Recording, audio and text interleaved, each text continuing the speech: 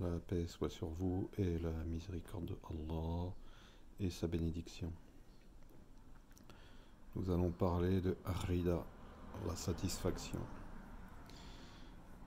Allah subhanahu wa ta'ala nous dit dans le Coran: Ya ayyuhan nafsul mutma'inna irji'i ila rabbiki radiyatan mardiya fadkhuli fi ibadi wadkhuli jannati. Ô toi, âme apaisée, irji'i ila rabbiki radiyatan mardiya, retourne vers ton Seigneur, satisfaite et agréée. Fadkhuli fi ibadi, entre donc dans mes serviteurs. Wadkhuli jannati, et entre dans mon paradis. Allah dit mon paradis. C'est pas le paradis, c'est mon paradis. Donc c'est dire l'importance de ce degré de Ar-Rida. Dans ce verset, Allah subhanahu wa ta'ala évoque 2 des 7 degrés du cheminement spirituel. An-Nafsu Ar-Radiya, l'âme apaisée, et An-Nafsu Al-Mardiya, l'âme agréée ou l'âme qui satisfait. Donc dans l'ordre des choses,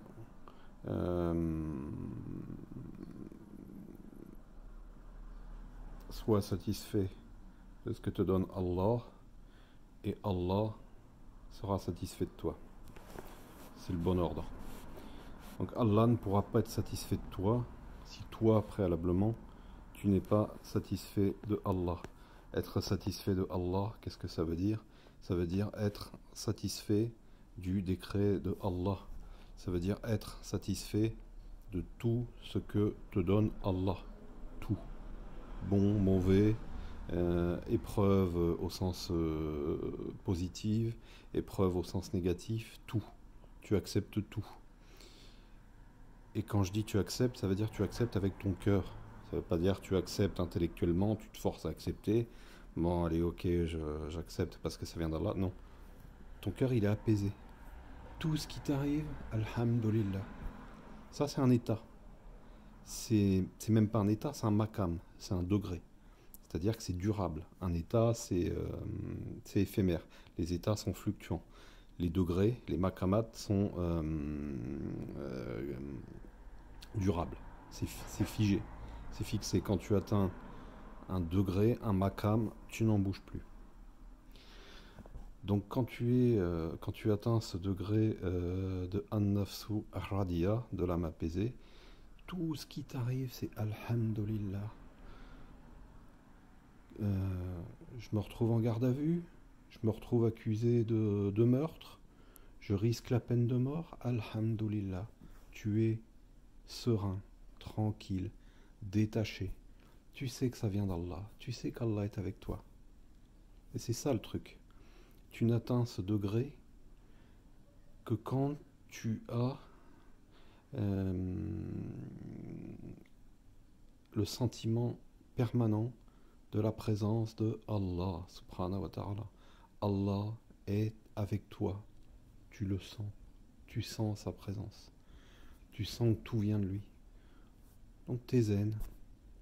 Et même autour de toi, tu vois des gens énervés, inquiets, apeurés, tristes. T'as envie de les rassurer. T'inquiète pas. Allah est avec nous.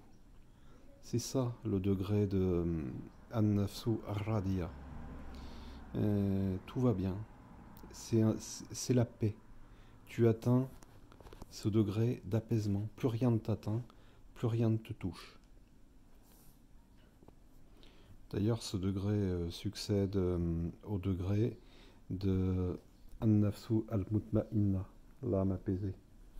Ya An-Nafsu al-Mutma'inna irji'i ila rabbiki radiyatan mardiya fadkhuli fi ibadi wadkhuli jannati. Donc on reprend le verset, et donc dans la sourate, les 3 degrés sont mentionnés. Ya An-Nafsu al-Mutma'inna, ô toi âme apaisée. Irjiri ila rabbiki radiyatan mardiya, retourne vers ton Seigneur, satisfaite et agréée. Donc Allah nous donne les trois degrés dans l'ordre. An-Nafsu al-Mutma'inna, l'âme apaisée. An-Nafsu al-Radiya, l'âme satisfaite. Et An-Nafsu al-Mardiya, l'âme agréée, l'âme qui satisfait. Voilà, c'est l'ordre. Et donc le fait d'atteindre ces degrés, t'es détaché de tout. T'es au-dessus de tout, t'es tellement élevé spirituellement que plus rien ne t'atteint. Voilà, ça c'est les 3 degrés qui précèdent le degré ultime de An-Nafsu al-Kamila, l'âme parfaite, qui correspond à Al-Ihsan. Ça, c'est quand tu as atteint, alors j'allais dire le dernier degré, mais c'est le degré qui ouvre sur le cheminement infini, puisque le cheminement il est infini. Le prophète sallallahu alayhi wa sallam n'en finissait pas de cheminer. Chaque jour, il atteignait un maqam supérieur. Et c'est ce qui faisait qu'il se repentait autant. Et un jour, on lui a demandé, ô prophète, pourquoi tu te repens autant? Et en fait, Sayyidina Muhammad sallallahu alayhi wa sallam se repentait de son état de la veille, de son état inférieur de la veille. Voilà. Le cheminement, il est sans fin. Mais déjà, atteindre ces degrés de l'âme apaisée, de l'âme satisfaite de ce que donne Allah, et de l'âme agréée, c'est-à-dire de l'âme qui satisfait Allah, ce sont déjà des degrés enviables, et surtout qui procurent une paix, une sérénité. جزاؤهم عند ربهم جنة عدن تجري من تحتها الأنهار خالدين فيها أبدا رضي الله عنهم ورضوا عنه ذلك لمن خشي ربه. Leur récompense auprès de leur Seigneur sera les jardins de séjour sous lesquels coulent les ruisseaux. Allah les agrée et il l'agrée. Telle sera la récompense de celui qui craint son Seigneur. Donc dans ce verset, Allah nous redonne bien l'ordre. Allah les agrée et il l'agrée. Telle sera la récompense de celui qui craint son Seigneur. Alors qu'est-ce que ça signifie? Ça veut dire que tu ne deviens pas comme ça satisfait du décret de Allah. Ça veut dire que tu ne deviens satisfait du décret de Allah que bi-ivnillah, que par permission de Allah. C'est-à-dire qu'un jour, tu te décides pas, tu te dis pas, tiens, bon bah ouais, aujourd'hui je suis satisfait, c'est pas comme ça. C'est une ouverture spirituelle. Allah t'a permis, t'a autorisé à être satisfait de son décret, de tout ce qu'il te donne. Alors donc pour reprendre donc dans ce verset Allah il y a Innal ladhina amanu wa amilus salihati ulaika hum khayrul bariyya jazaohum 'inda rabbihim jannatu adnin tajri min tahtiha al-anhar khalidina fiha abadan radiyallahu anhum wa radu an dhalika liman khashiya rabbah.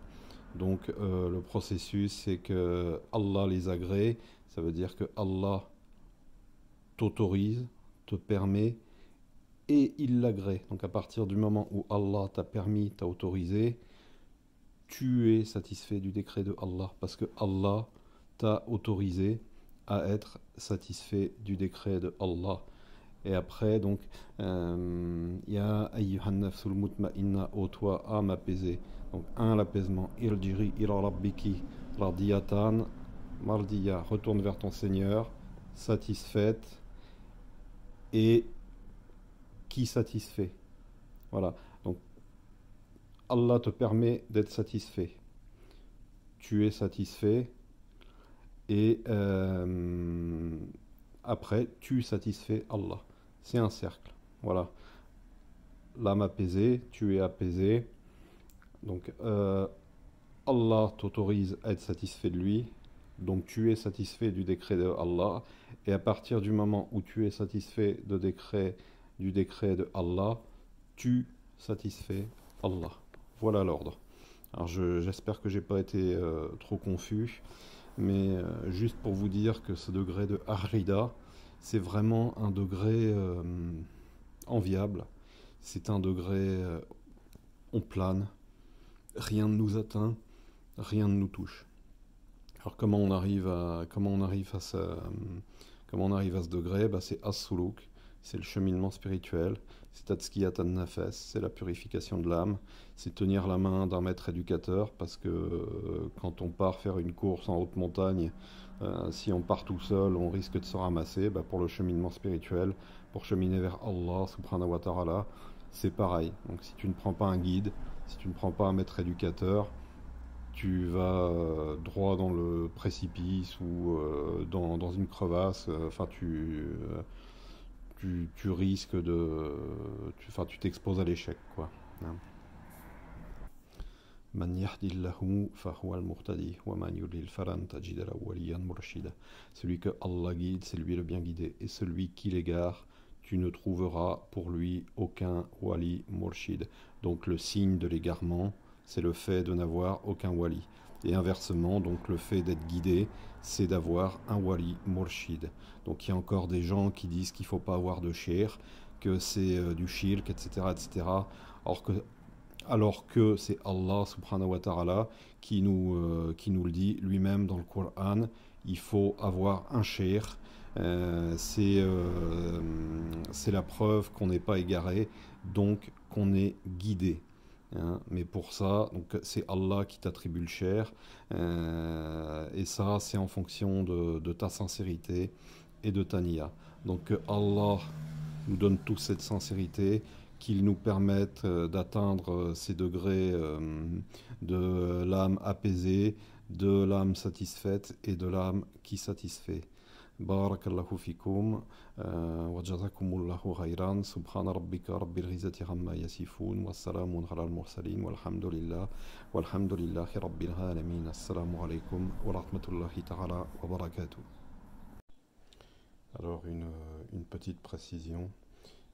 Donc par rapport au verset, Ya ayyuhan nafsu al-mutma'inna irjiri ila rabbiki radiyatan mardiya fadrouli fi ribadi wadrouli jannati. Ô toi âme apaisée, irjiri ila rabbiki radiyatan mardiya, retourne vers ton Seigneur satisfaite et agréée.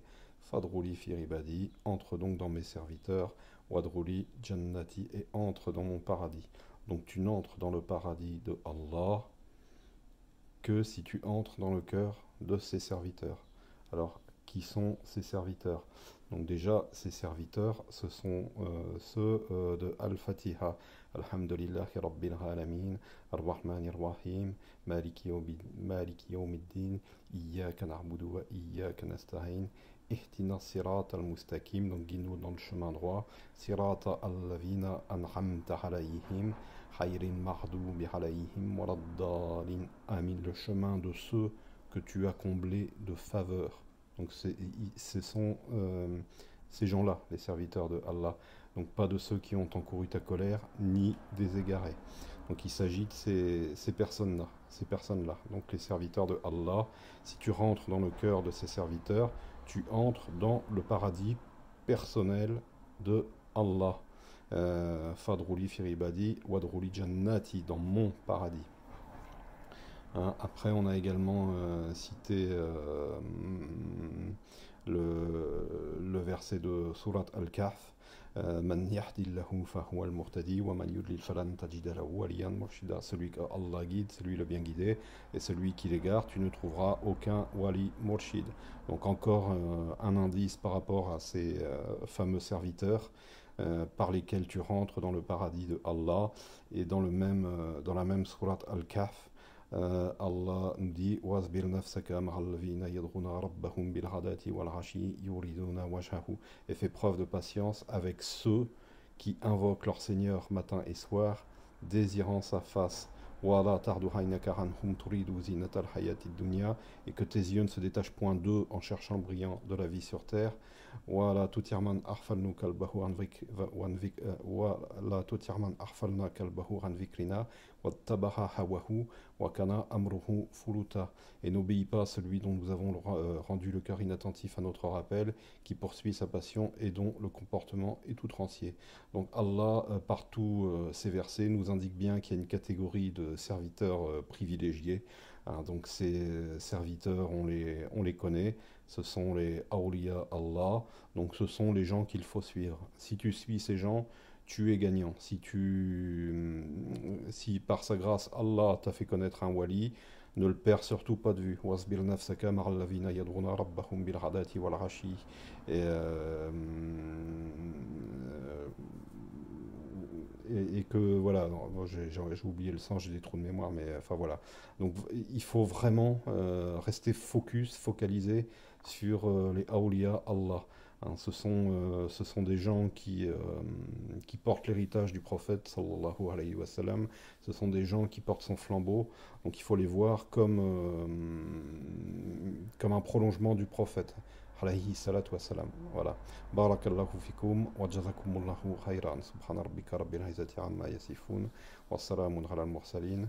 Walhamdulillahi rabbil alamin. Et voilà, j'avais j'avais ma compagne pour faire cette vidéo. Assalamu alaikum wa rahmatullahi ta'ala wa barakatuh.